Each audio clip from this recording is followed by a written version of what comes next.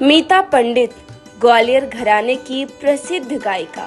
उनके दादा पंडित कृष्णराव शंकर और पिता पंडित लक्ष्मण राव कृष्ण राव उनके पहले गुरु थे।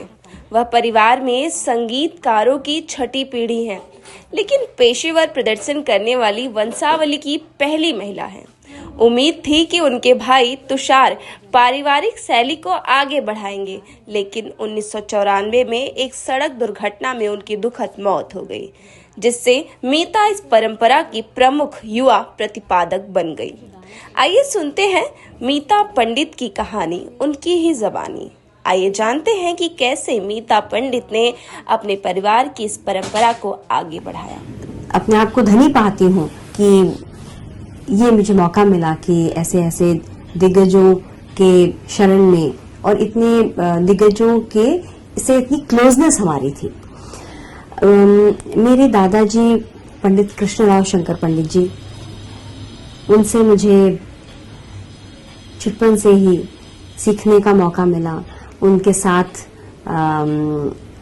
उनकी बातें सुनने का मौका मिला, उनके शिष्यों को सुनने का मौका मिला, और इसके अलावा अपने पिताजी से तालीम, पिताजी मेरे पंडित लक्ष्मण कृष्णराव पंडित जी, उन्होंने मुझे संगीत में बचपन से ही जो है तालीम शुरू की। अब तालीम की बात ऐसी है कि एक तो है कि शिष्य जो है गुरु के चरण में बैठ के उनके साथ आमने सामने जो है ये तालीम होती है, पर इसके अलावा भी जो है जो घर का माहौल था वो संपूर्ण रूप से संगीतमय माहौल था।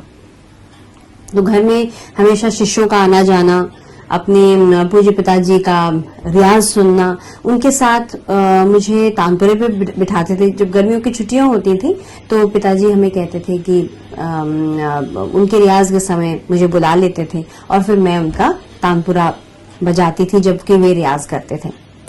और इसके अलावा हमारा आना जाना रहता था ग्वालियर में, और ग्वालियर में जाते ही जो पूर्ण संगीतमय परिवार तो है ही, और उस परिवार में केवल हमारे घर के ही सदस्य नहीं है, पंडित परिवार के सदस्य नहीं है, पर इसके अलावा जो संपूर्ण शिष्य परंपरा है, जो सारे शिष्य वर्ग है, वो भी हमारा परिवार ही है।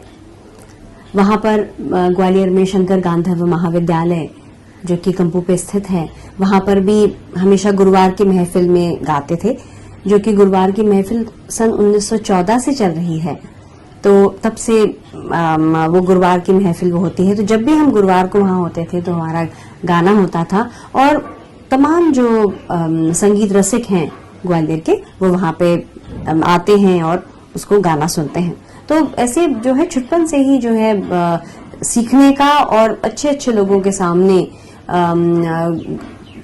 हम गाते थे। और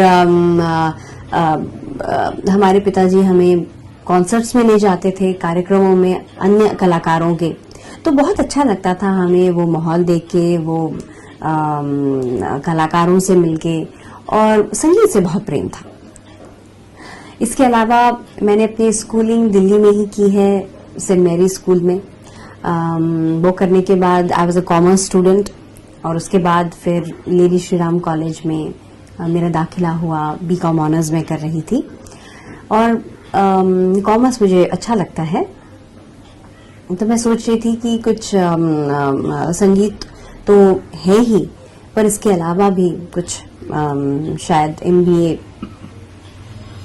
कर सकती थी, ऐसा मुझे मेरा मन था उसमें। हमारे जब हम छोटे थे तब हमारा जो रियाज है, रियाज के समय हमारी जो मदर हैं उन्होंने बहुत हमें इस डिसिप्लिन में डाला कि हम रियाज में समय दें और एक नियमितता से रियाज करें। उसके लिए वे स्वयं बैठती थी तबले पे और ठेका देती थी। इनफैक्ट जो पहला ताल मैंने सीखा 3 ताल के बाद, वो था तिलवाड़ा, और वो हमारी मदर साथ में बैठती थी और वो तबला बजाती थी, और हमारा घंटों रियाज चलता रहता था उसमें। तो स्कूल के टाइम पे हमारा बहुत सीखा। हम सीखने के समय हम तीनों भाई बहन जो हैं, तुषार मेरे सबसे बड़े भाई, उसके बाद अतुल और फिर मैं, हम तीनों ने एक साथ सीखा। हम 5वें काले पे पिताजी सिखाते थे। और सीखना, रियाज करना, कॉन्सर्ट्स पे जाना, अपने गुरु भाइयों को सुनना, ये सब जो है एक अपब्रिंगिंग का एक पार्ट, हमारे अपब्रिंगिंग का ही एक रोज की दिनचर्या का एक हिस्सा था।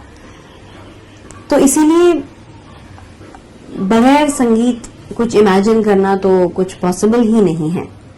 उसको तो अब मैं सोच ही नहीं सकती कि बगैर संगीत के बहुत खाली होती है हमारी जिंदगी अदरवाइज। तो बीकॉम ऑनर्स में जब डीडी श्री राम में कर रही थी, तब जब मैं 3rd ईयर में थी, तब हमारे सबसे बड़े भाई तुषार ही met with a very unfortunate road accident, और वो नहीं रहे इस दुनिया में। तुषार बहुत अच्छा गाते थे और एक बड़े अच्छे विजनरी थे, जो कि परंपरा के उत्तरदायित्व को आगे बढ़ाने में एक बहुत सक्षम शिष्य के रूप में उभर रहे थे। और उस समय पे हम, क्योंकि अपने 3रे साल में थे डीडी श्री राम के, और एक डिसीजन लेना था कि आगे क्या करना है, तो तब हमने पिताजी से इजाजत ली कि हम संगीत में ही करना चाहते हैं आगे का। इसी प्रकार की अन्य खबरों को देखने के लिए सब्सक्राइब कीजिए भारत जनपक्ष न्यूज चैनल।